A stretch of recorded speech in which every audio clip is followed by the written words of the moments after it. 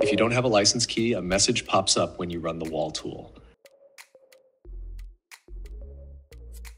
Press OK to continue using the free version.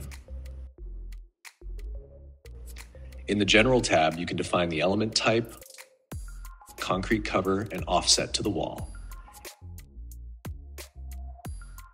In the Rebar tab, you still have the ability to define and create rebar or mesh and define parameters for rebars.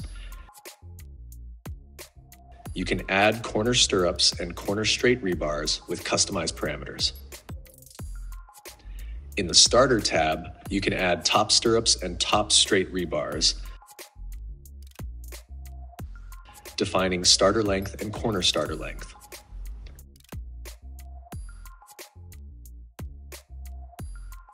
In Opening Stirrup, you can add stirrups and define parameters for these rebars.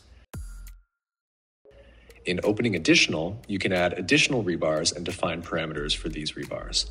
You can download our free version on our website, alltosoftware.com. Thanks, and see you in the next video.